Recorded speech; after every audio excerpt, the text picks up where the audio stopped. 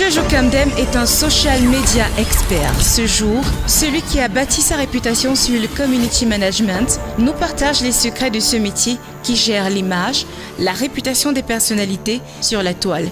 Il est l'invité de la semaine.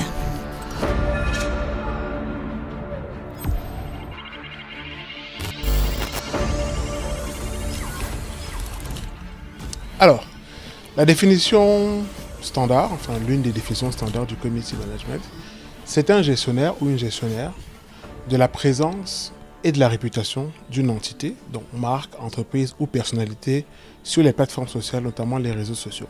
Mais on peut également englober la partie blog, la partie forum. Donc c'est vraiment la personne qui va définir une stratégie, parce qu'il y a également le social media manager. Mais dans un contexte camerounais, lorsque vous êtes community manager, vous êtes également social media manager, parce que vous devez aussi monter la stratégie d'une entreprise et l'implémenter. Parce que techniquement, c'est le social media manager qui fait la stratégie et le community manager qui l'implémente. Mais au Cameroun, vous devez faire les deux. Donc clairement, vous allez créer la stratégie, l'implémenter et aussi veiller à la e-réputation. Parce que c'est un aspect aussi que beaucoup de community managers oublient. Ils pensent généralement à animer une communauté, mais il faut surtout veiller à la bonne réputation de l'entité qu'on gère sur les réseaux sociaux.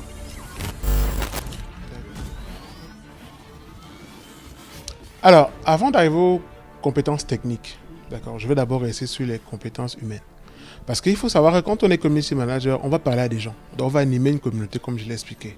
Donc clairement, pour moi, il y a des qualités humaines qu'on doit avoir. La première, il faut être diplomate. Parce que vous allez discuter avec les gens, vous allez rencontrer des conflits.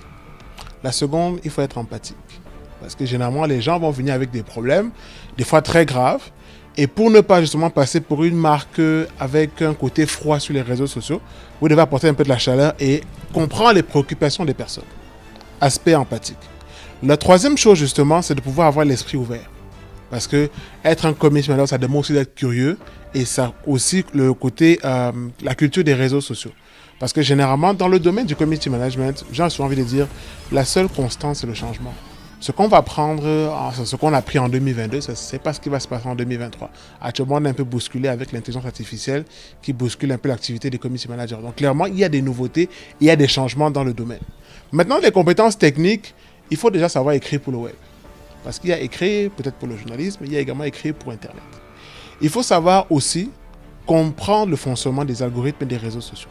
Parce que chaque réseau social, Facebook, Instagram, Twitter, TikTok, a une manière différente de fonctionner. Et en tant que community manager, vous devez savoir justement comment ça fonctionne pour pouvoir alimenter les contenus d'une entité sur chacun de ces réseaux sociaux, mais aussi pouvoir conseiller à une entreprise où aller en fonction des objectifs qu'elle va atteindre.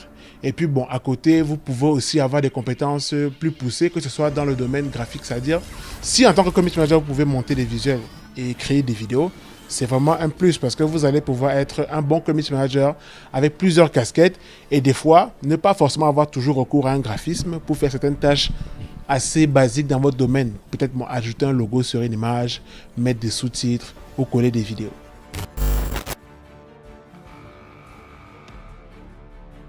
Alors restreindre, moi je ne pense pas. Je pense qu'il faut réguler. C'est vrai que si on reprend encore le cas de TikTok, beaucoup de pays actuellement sont en train d'interdire l'application, mais sur les appareils des membres d'administration publique comme les gouvernements.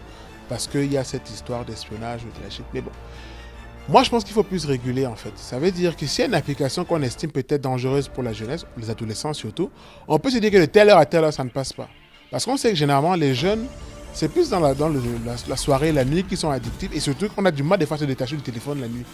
Or là, on peut interdire ou on peut restreindre l'application, peut-être de 22h à 6h, comme on le fait dans certains pays. On peut également pousser les gens à mieux s'informer à travers davantage de créateurs de contenu qui seront mis en avant. Parce qu'il faut savoir aussi que lorsqu'on va demander aux Camerounais est-ce que tu connais 5 influenceurs ou 5 créateurs de contenu qui te proposent du contenu utile, ils auront du mal à citer ces 5 personnes. En revanche, si on vous demande 5 créateurs de contenu qui proposent des contenus humoristiques, la liste peut aller rapidement à 20. Donc du coup, même déjà, dans nos choix personnels, on est poussé des fois à ces contenus ludiques.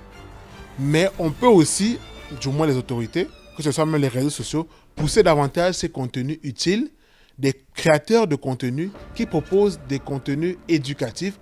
On peut les pousser davantage ou en former davantage pour justement noyer un peu ce côté ludique qui a pris un peu le pouvoir sur les réseaux sociaux.